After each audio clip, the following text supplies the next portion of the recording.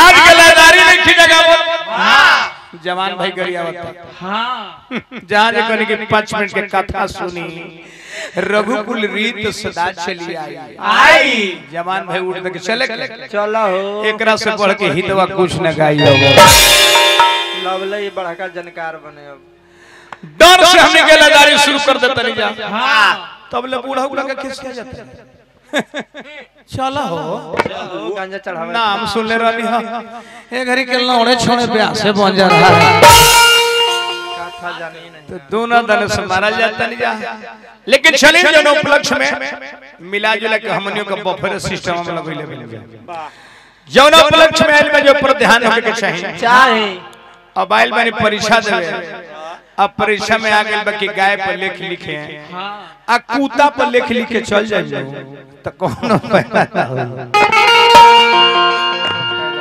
ए परिवार के बड़ा अफसोस होई कि जिन्होंने खून पसीना से अपना फुलवारी अपना दुनिया को बसाए थे वो इस दुनिया छोड़कर चले गए गीता के अनुसार न आत्मा जन्म लेती है न आत्मा मरती है आत्मा सिर्फ वस्त्र बदल देती है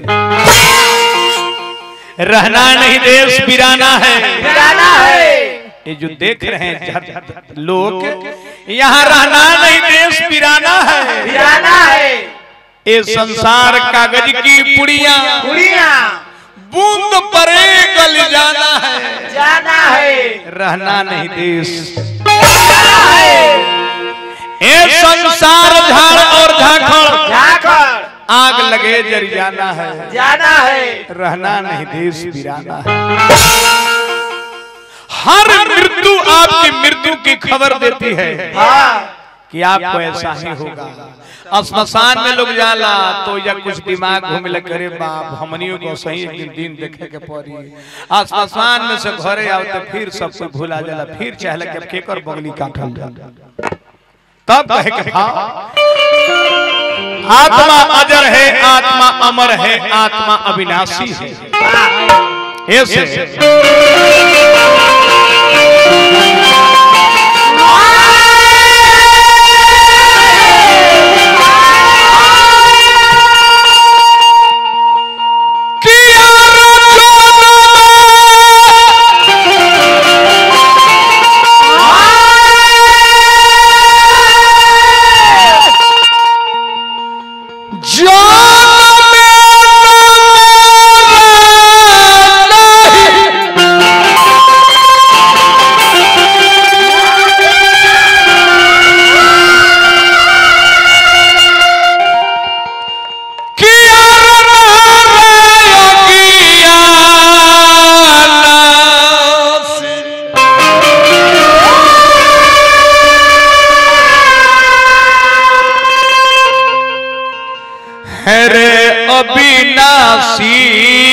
आत्मा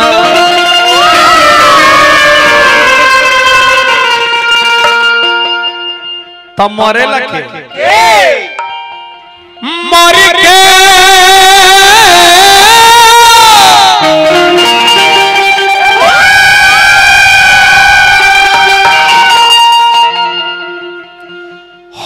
शरीर होला बासी मृत शरीर केवल होती है पूरा जीव की आत्मा नहीं मरती गीता के मर के शरीर होला बासी अरे ये विनाशी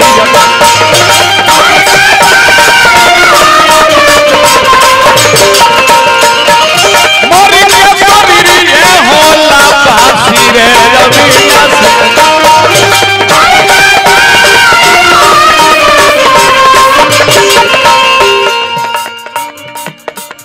जन्म में न मरे जन्म में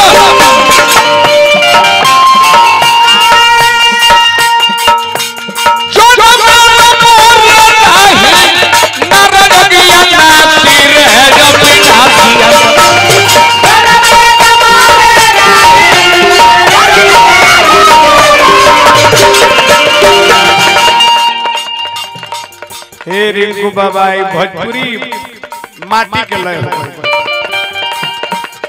एकरे में पहले 6-6 फीट के लवांड लोग अपन पौटी चाल लोग दिखावे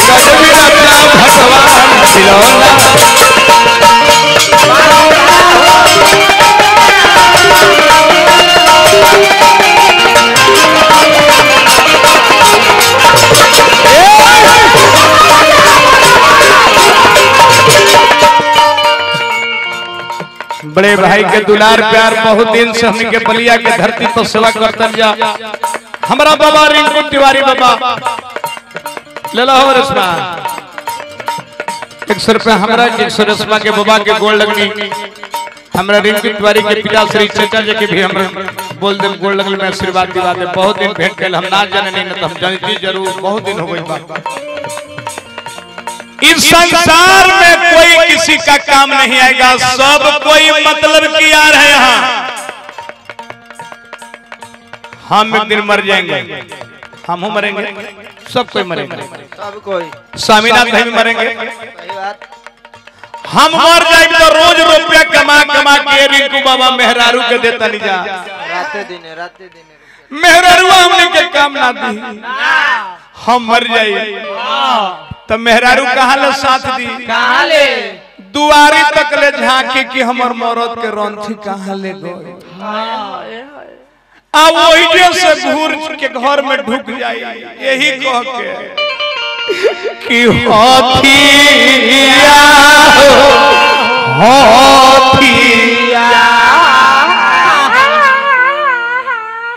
स्वामीनाथ भाई चाहे तू मर जाबे केहू मरी खूब हमने का सेवा कर ले तो कहे के हथिया चाहे राजावा हो गरीबवा न तो दुख दिले हो कब जाते ही न कही कि बेआसा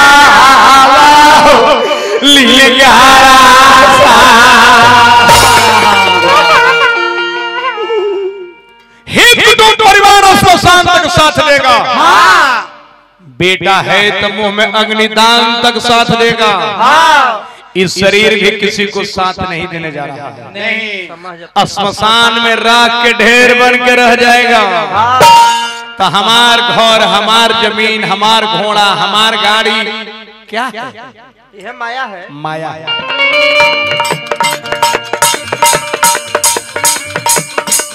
माया के नगरिया माया के नगरिया माया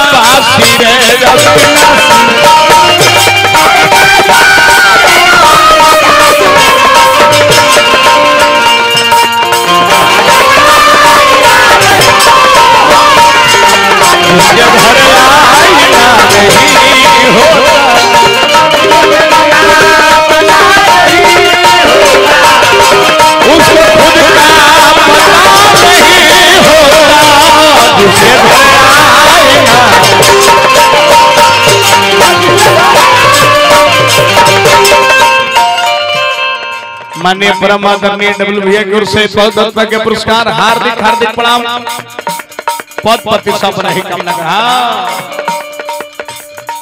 ए दुनिया में डब्ल्यू भैया कोई किसी का साथ नहीं देगा, सब कोई मतलब का यार है।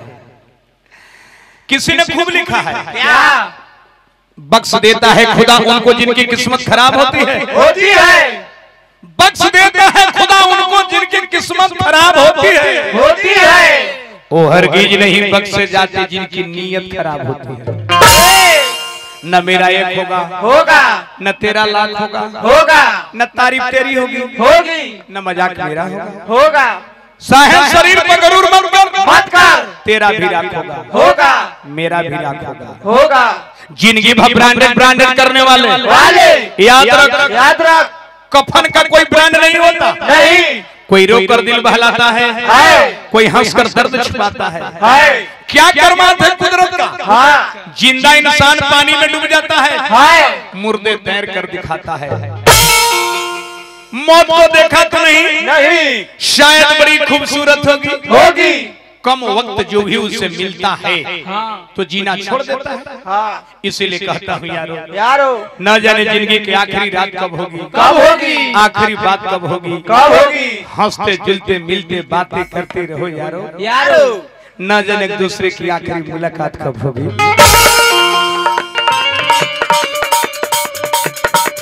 महालकारी जो परिवार के सदस्य मर गए इनका संग कुछ ना गई लोग केहू के संग ना गई।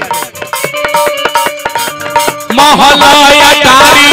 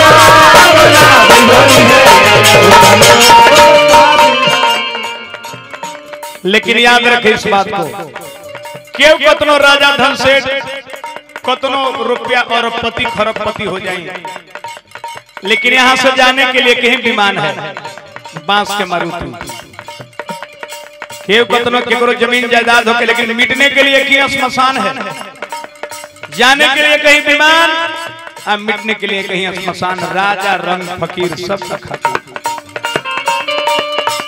कोई है सुदर्शना कोई है सुदर्शना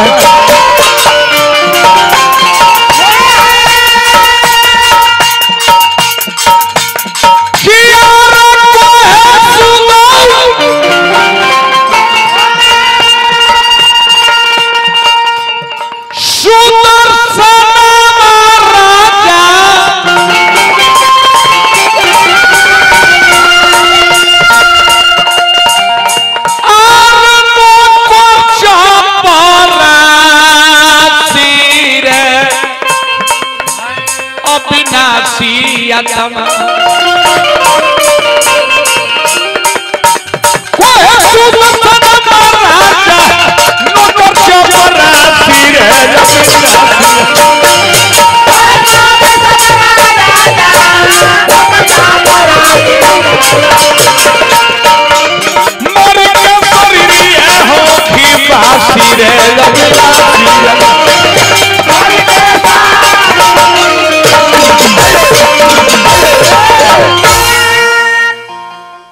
लेकिन दुनिया में लोग मर जाते हैं क्यों? उपरांत पे नहीं जानो काहे मर गए? ई कब से लोग मरने लगे हैं? कब से? इन लोग के नाम में तो लोग कब से पड़ गया? कब से? क्यों लोग मर जाते हैं? क्यों? 2 मिनट पर ध्यान देता। शुरू में जब ब्रह्मा जी सृष्टि की रचना किए थे, हाँ, कोई नहीं मरता था। नहीं, केवल लोग दुनिया में जन्म लिया करते थे। हाँ, आज जन्म लेते लेते इतनी जनसंख्या पृथ्वी पर बढ़ गई हाँ, कि जनसंख्या के भार से पृथ्वी दबने लगी। हाँ, धरती गौ के रूप लेकर रोने लगी। हाँ, हे ब्रह्मदेव, कब तक सिलसिला चलता रहेगा? रहेगा। केवल लोग दुनिया में जन्म ले रहे हैं, कोई नहीं मर रहे हैं, कहाँ रहेंगे? ब्रह्मा जी सोचने के लिए ये तो धरती ठीक कर रही है, मैंने सृष्टि का रचना गलत कर दिया, आखिर रोज जन्म लेंगे तो कहाँ रहेंगे? लेकिन कैसे कहली धरती कि कैसे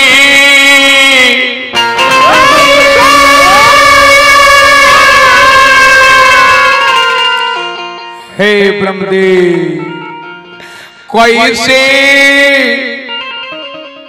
सही हम विपत्तियां, कैसे सही हम विपत्तियां, बत्तियां कोई तो हमारा से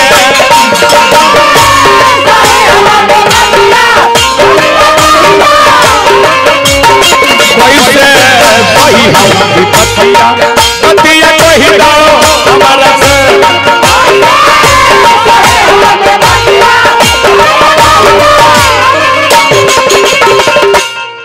कैसे हम सहें? रोज दुनिया में लोग जन्म ले रहे हैं, आज जनसंख्या के भार से पृथ्वी दब रही है। बढ़ल धरती के भार दर्द करेला कपार,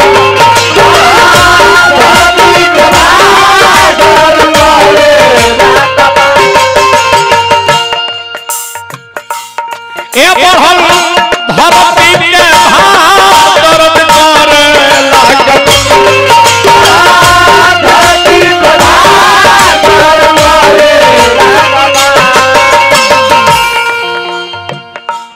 लौके एक हुना रह दिया, पतिया नहीं तो हमारा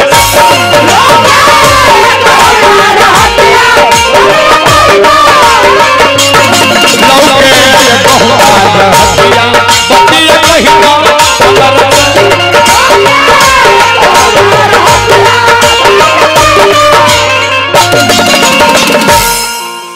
ब्रह्मा जी धरती के पुकार सुने, कहें कि ठीक कर रही है, मैंने सृष्टि की रचना गलत कर दिया। हाँ, आई बात से ब्रह्मा जी के क्रोध है, आ क्रोध से अग्नि निकला, अग्नि लागल पूरा सृष्टि के जलावे वही समय में। ऐसे भावा कि लागल बात के चिंता ब्रह्मा, सुनी दुनिया में कब से लोग मरने लगे, आई मृत लोग कब से नाम पड़ा, आ सबसे पहले दुनिया में के मरो? लागल बात के चिंता ब्रह्मा जी के मानवा हो नयनवा लाल लाल हो गई। लागल बात के चिंता ब्रह्मा जी के मानवा हो नयनवा लाल लाल हो गई।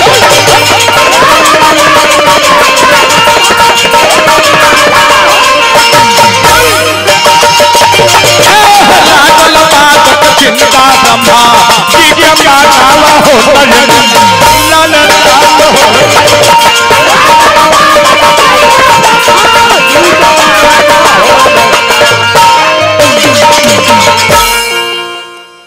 आंख लाल हो गई ब्रह्मा के बात सुन के धरती के क्रोध के मारे अग्नि प्रकट हो गई ले ब्रह्मा से।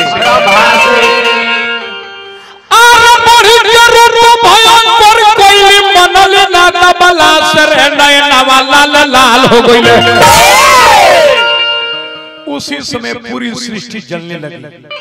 तलागल जरे जहानवा कहे सुदर्शनवा हो लाल लाल हो।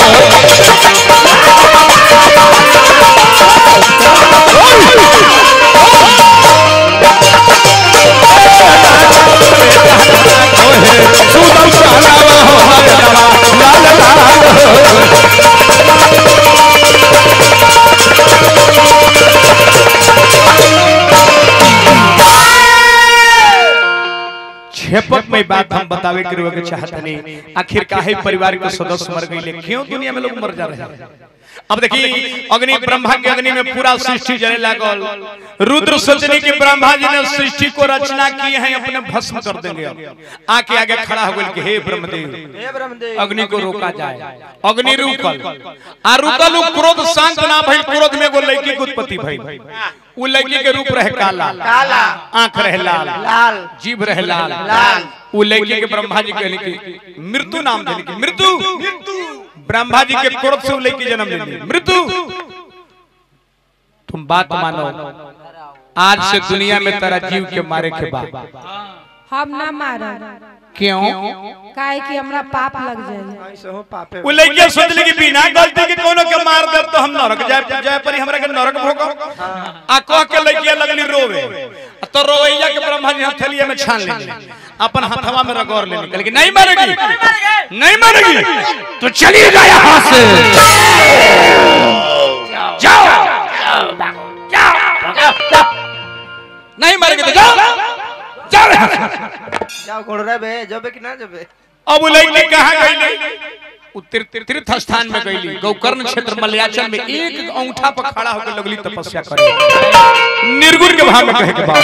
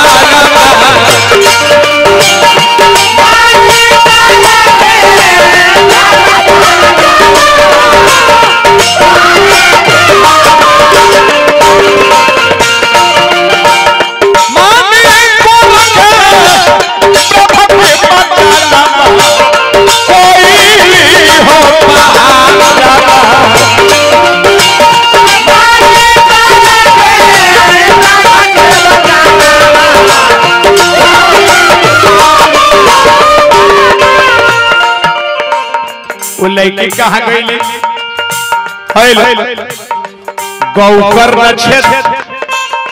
गौकर्ण क्षेत्र मलयाचल में गई।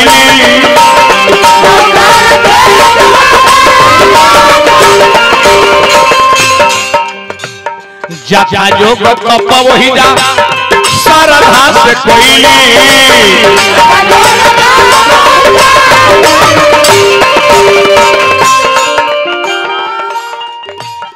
हमारे डब्ल्यू भैया की ओर से बड़ी बड़ी रुपए के पुरस्कार है। कथा प्रसंग पर दुनिया में कैसे लोग मर रहे हैं, क्यों मर जाते हैं, कब से मरने लगे। प्रणाम नमस्कार। तपस्या जब पूर्ण हो गई तब फिर ब्रह्मा जी दर्शन देता नहीं।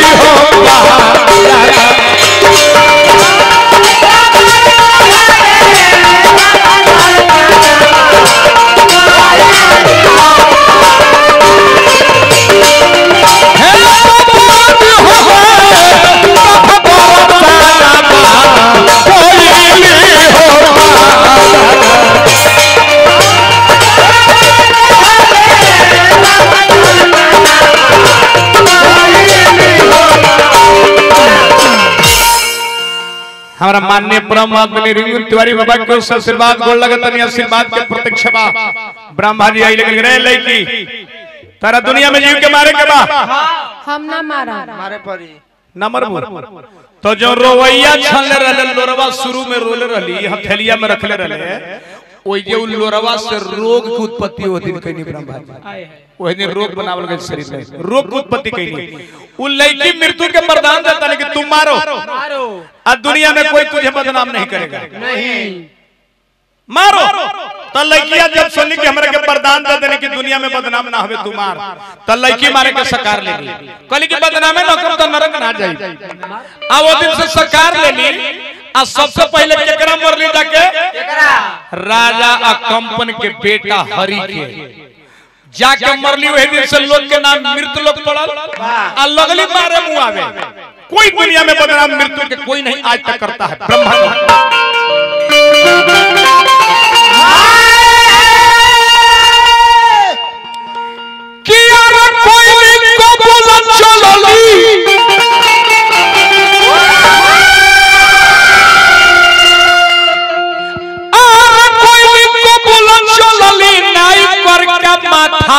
छोड़ावे लगली रे, छोड़ावे लगली हो। वही दिन से अपरान देही आके नाता छोड़ावे लगली हो, अपरान देही आके नाता।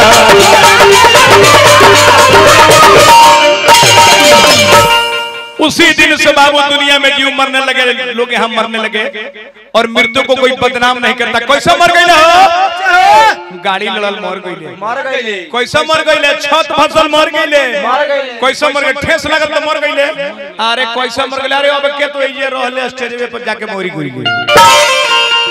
मृत्यु को कोई बदनाम नहीं करता। तो ही ऐसे दुनिया में मरने लोग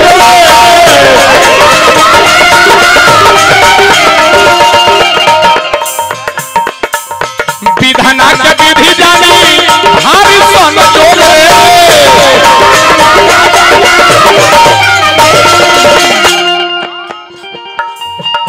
किया रचनवा के तलिया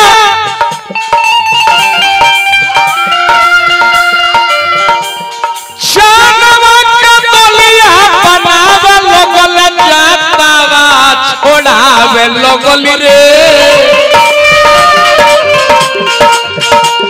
छोड़ावे लगली हो प्राण देही आके नाता। छोड़ावे लगली रे प्राण देही आके।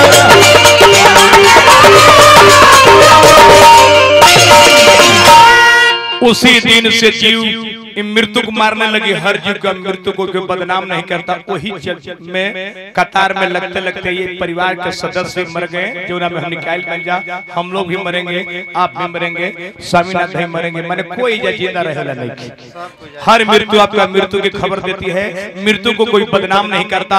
उसी दिन से ये दुनिया के सुंदरता बढ़ गई। मृत्यु मारे लगी, मृत्यु को कोई बदनाम ना करे लगा।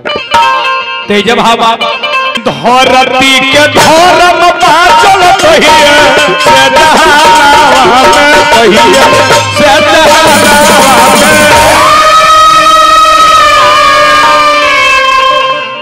लगे लागल मृत्यु के पालन हो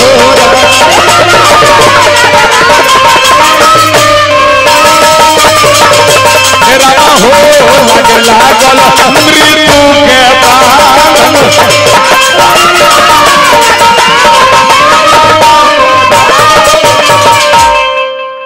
तब बोझा के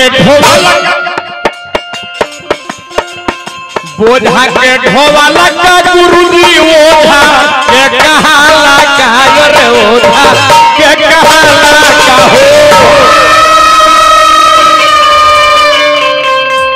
और उसी दिन से बन गईले विधाना के विधान हो।